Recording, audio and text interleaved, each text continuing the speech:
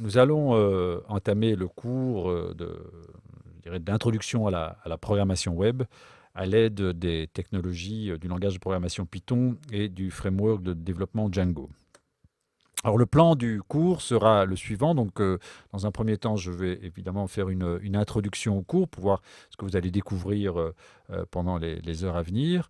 Un premier chapitre sera consacré aux bases indispensables, les éléments indispensables de connaissances pour entamer la programmation web. Je vais d'abord différencier de manière très introductive ce que sont le web dans sa version statique et le web dans sa version dynamique. Le cours, évidemment, ici se consacre au web d'aujourd'hui, au web 2 ou même 3.0, c'est-à-dire le web dit dynamique. Il faudra maîtriser, l'idée n'est pas de faire de vous des experts en programmation objet, mais il faudra maîtriser quelques éléments de la programmation orientée objet, puisque Python est un langage de programmation orientée objet. Django, de fait, se sert de Python. Donc il faudra comprendre la découpe d'un logiciel qui est liée à cette pratique de la programmation objet. Un langage qui est devenu très très important pour la réalisation des projets informatiques, qu'ils soient web ou non web, c'est le langage UML.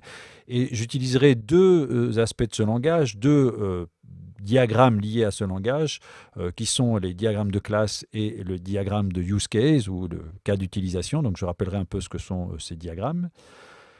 Un élément très très important aussi de la démarche web sur lequel il m'apportera beaucoup d'insister, et de fait Django met en œuvre cette découpe. C'est vraiment un des aspects centraux de ce framework de développement. C'est ce qu'on appelle la découpe MVC, donc c'est un acronyme pour Model View Control. Et vous verrez que ce découpage MVC se fait très très naturellement au départ des use cases. Une fois que vous avez fait votre diagramme use case, assez naturellement, vous verrez quelles sont les parties liées au M, quelles sont les parties liées au V, quelles sont les parties liées au C. Quelques langages, évidemment, sont nécessaires à la mise en œuvre du développement web. Vous avez des langages de présentation de sites web que sont HTML et CSS. Je ferai quelques rappels, les bases en fait de ces deux langages. Le langage de programmation Python, donc j'y consacrerai un petit cours Python à l'avantage de la facilité, de la simplicité. Donc, à mon avis, assez rapidement, vous comprendrez les éléments essentiels de la syntaxe Python qu'il vous faut maîtriser pour utiliser Django et pour faire de la programmation web.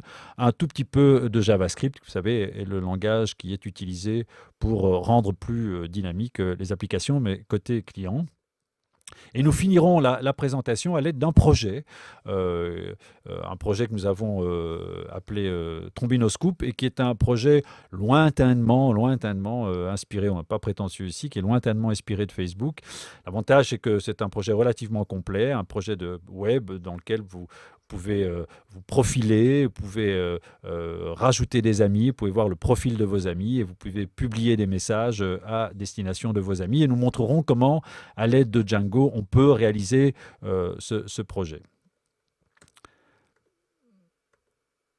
Alors, il faut bien comprendre que l'idée n'est pas de faire de vous ici des férus, des experts de la programmation web. On veut vraiment prendre, je dirais, l'utilisateur au tout début de la programmation web.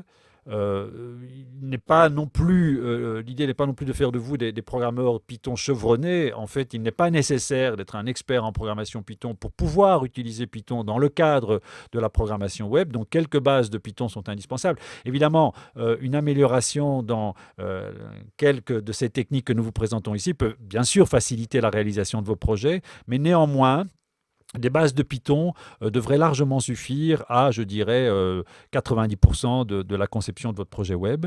Django est un environnement extrêmement puissant qui s'est beaucoup amélioré, puisque Django est un projet open source, donc depuis quelques années qu'il existe, beaucoup d'améliorations ont été apportées à Django. Donc là aussi, l'idée n'est pas de faire de vous des experts de cet environnement, mais de comprendre les bases de cet environnement pour pouvoir réaliser votre projet web, et puis libre à vous, évidemment, par la suite, de vous spécialiser dans Django. Ce qu'il faut comprendre d'ailleurs, c'est que par cette formation, nous voulons former n'importe quel type de programmeur web. Il doit être possible, à l'issue de cette formation, d'en retenir, je dirais, 80-90%, même si par la suite, vous devez vous retrouver à utiliser un environnement de développement qui est très différent de celui, enfin, du couple Python-Django. Par exemple, Symfony pour PHP, ASP.NET pour l'environnement plutôt Microsoft, ou JSP, ou même Ruby on Rails. Il y a une offre considérable de technologies web. La plupart des choses que nous allons raconter devraient en encore être d'application. Évidemment, nous l'illustrons à l'aide des technologies Python et Django. Vous allez comprendre pas mal de ces technologies, vous allez comprendre pas mal du langage de programmation Python, pas mal de l'environnement de développement Django, mais vous pourriez tout à fait par la suite faire un bifurquer vers une nouvelle technologie en retenant pas mal des aspects de cette formation. Bien sûr, si vous voulez vous spécialiser en Python et Django, éventuellement d'autres lectures ou d'autres formations pourraient vous être extrêmement utiles. Nous ne voulons pas faire de vous des rois du design et de l'ergonomie web. C'est un métier à part. Donc, la bonne maîtrise des langages HTML, CSS, de l'ergonomie, du look web est un métier à part. Ici, les présentations que nous allons faire des sites web seront très, très rudimentaires. Libre à vous, évidemment, si c'est une partie du métier qui vous intéresse, là aussi, de vous y spécialiser.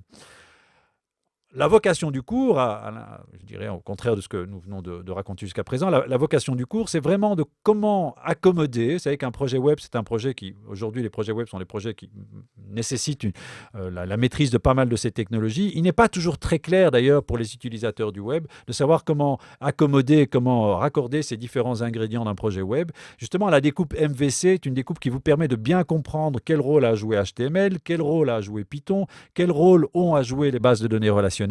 Et l'idée de cette formation, c'est de bien vous aider à maîtriser, comprendre les différents éléments et comment justement ces différents éléments s'accordent dans la réalisation d'un projet web. Donc ça vise une couverture assez en largeur de la programmation web et de fait, de par sa largeur, de par son abstraction, cette couverture devrait pouvoir être utile à n'importe quel type de développement web dans n'importe quel type de technologie que vous utiliseriez par la suite. Donc une découverte plus en largeur qu'en profondeur. Bien sûr, nous vous expliquerons comment fonctionne, quels sont les ingrédients, comment fonctionne un site web dit dynamique. Nous vous initierons à la mise en œuvre des diagrammes de classe et les diagrammes de use case, qui sont les deux diagrammes UML indispensables, je pense, à la maîtrise d'un développement web, et notamment la maîtrise de Django.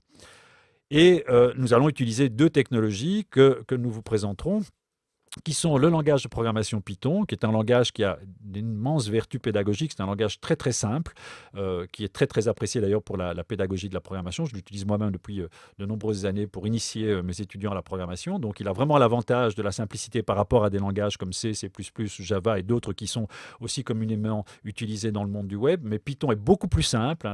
Le droit d'entrée, la porte d'accès est beaucoup plus aisé en Python que dans d'autres langages. Et de fait, Django se base sur Python.